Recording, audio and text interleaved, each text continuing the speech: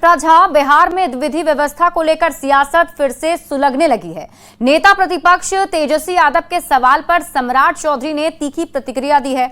सम्राट चौधरी ने कहा कि बिहार में हर हालत में कानून का राज स्थापित होगा। सम्राट चौधरी ने तंज कसते हुए कहा कि ये लालू का राज नहीं है, जहां सीएम हाउस में बैठकर ऑर्गेनाइज्ड क्राइम किया जाता था। ये नीतीश कुमार की सरकार है, जहां पूर्ण रूप से सुशासन स्थापित रहेगा। इमरजेंसी पर लालू प्रसाद को घेरते हुए सम्राट चौधरी ने कहा कि कभी इमरजेंसी का विरोध करने वाले लालू प्रसाद आज कांग्रेस की गोद में खेल रहे हैं। संजय झा को जेडीयू का कार्यकारी अध्यक्ष बनाए जाने पर सम्राट चौधरी ने कहा कि अब एनडीए का कोऑर्डिनेशन और भी बेहतर होगा। सम्राट जी राष्ट्रीय कार्यकारिणी के अध्यक्ष बने संजय झा जी, कितना कोऑर्डिनेशन को और एकदम मैं बधाई देता हूं संजय झा जी को, और कोऑर्डिनेशन अधिक अच्छा होगा। आदरणीय नीतीश कुमार जी के नेतृत्व में बिहार में सरकार भी चल रहा है और जनता दल यूनाइटेड और भारतीय जनता पार्टी और एनडीए के साथियों के साथ मिलकर इस प्रदेश को और समृद्ध बनाना है। इसमें एक संजय झा जी का और बड़ा योगदान होगा।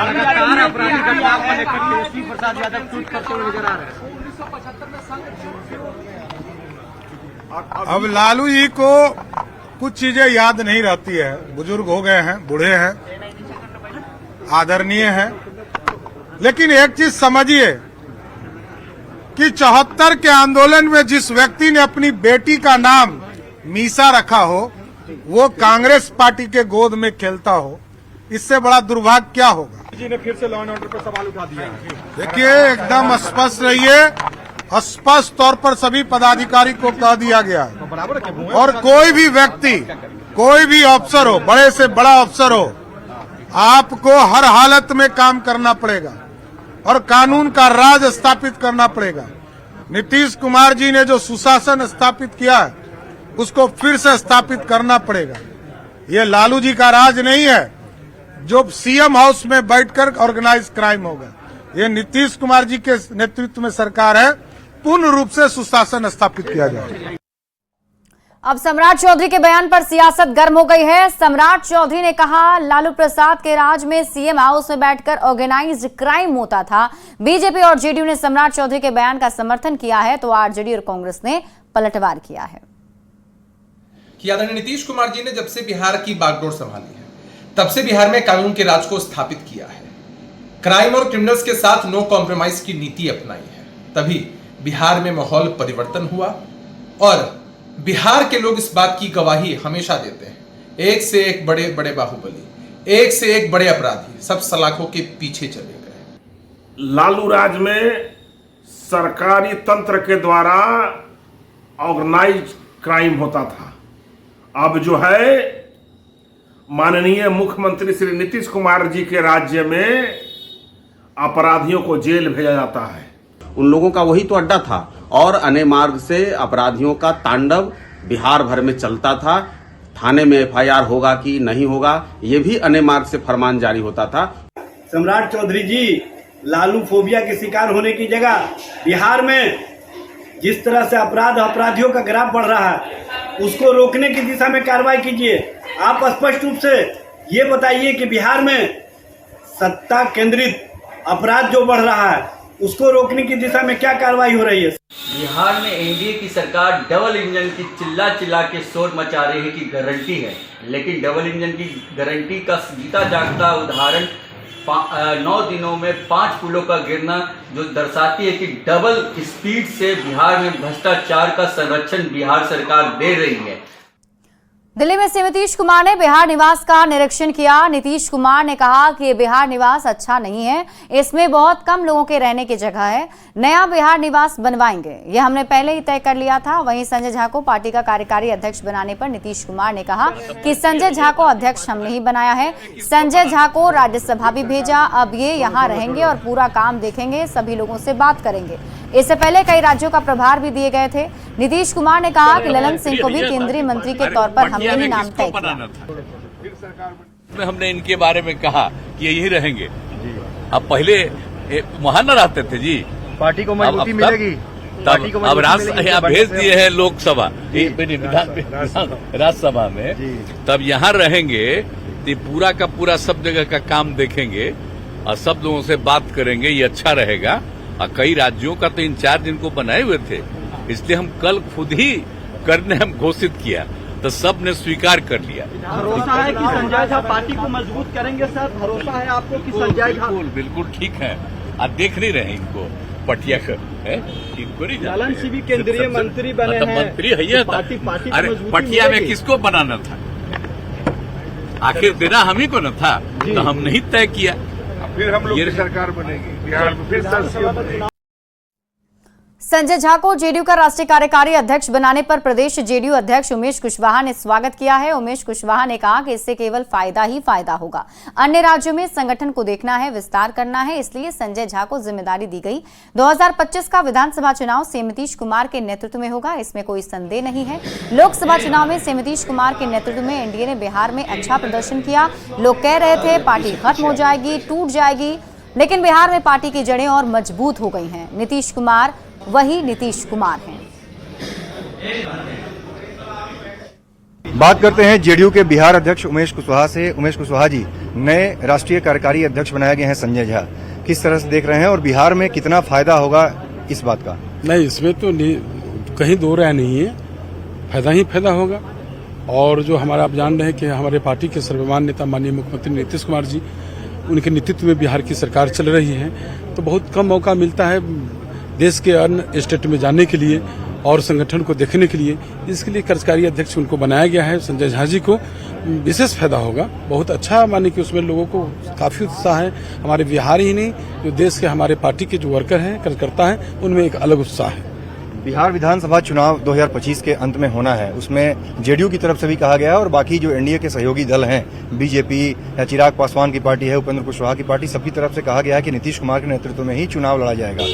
इसमें भी कहीं कोई संदेह नहीं है। आपने देखा है कि जो अभी प्रदर्शन हुआ है, जो एनडीए हमारी जो लोकसभा चुनाव हुआ है, विगत चुनाव, उसमें बेहतर प्रदर्शन जनता दल यूनाइटेड के द्वारा किया गया है और जो हमारे एनडीए का भी अच्छा प्रदर्शन हुआ है। तो जो अच्छा वहाँ जो है एनडीए अच्छा प्रदर्शन किया है, नीतीश जी के नेतृत्व में अच्छा प्रदर्शन किया। सच्चाई तो ये है कि नीतीश जी का चेहरा, जो लोग पार्टी के जो हमारे बारे में बोलते थे, जो हमारे पार्टी को लोग कहते थे कि हमारी पार्टी समाप्त हो जाएगी, पार्टी टूट जाएगी, तो उन लोग को ये अंदाजा नहीं था कि हमारी पार्टी की जड़ें कितनी गहरी है। हमारे नेता का चेहरा जो है, हमारे नेता आम आवाम में जो है किस तरह हमारे नेता का चेहरा है, तो ये उनको अंदाजा नहीं था। तो उनको अंदाजा भी हो गया कि आज भी नीतीश कुमार वही नीतीश कुमार जी हैं। पूरा लोगों का भरोसा है, अच्छा होगा, बेहतर प्रदर्शन 2025 विधानसभा करेगा। चलिए, बहुत बहुत धन्यवाद। तो ये थे जेडीयू के बिहार अध्यक्ष उमेश कुशवाहा। कैमरामैन मनमोहन के साथ अमितेश सिंह, न्यूज 18 दिल्ली। मंत्री अशोक चौधरी ने संजय झा को कार्यकारी अध्यक्ष बनाने का स्वागत किया है। अशोक चौधरी ने कहा कि इससे जेडीयू का आधार अन्य राज्यों में बढ़ेगा। कई राज्यों में विधानसभा के चुनाव होने वाले हैं और उसके लिए संजय झा बेहतर विकल्प हैं। संजय झा जेडीयू का अच्छे तरीके से विस्तार करेंगे। साथ ही विशेष राज्य के दर्जे की मांग को पुराना बताते हुए कहा कि हम लोग अपनी मांग पर कायम हैं।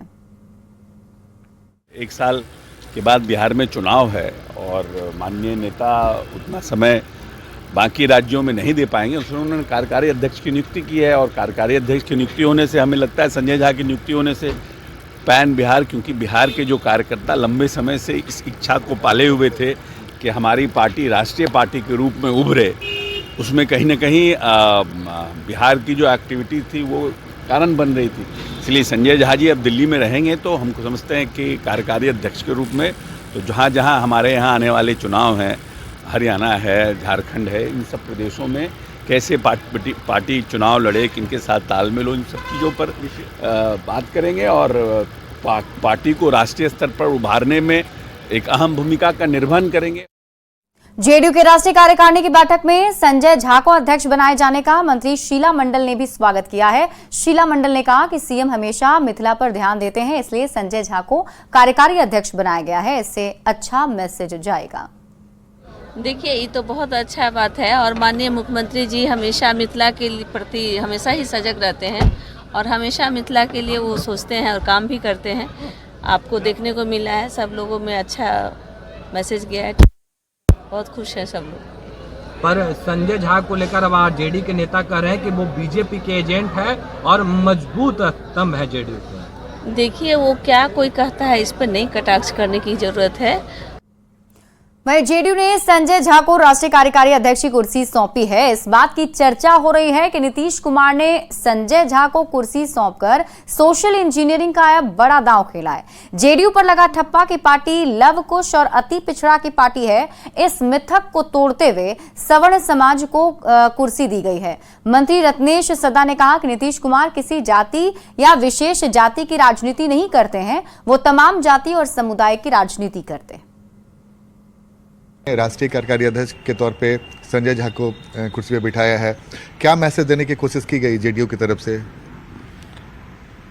माननीय मुख्यमंत्री का जो निर्णय होती है वो सर्वोपरि होती है।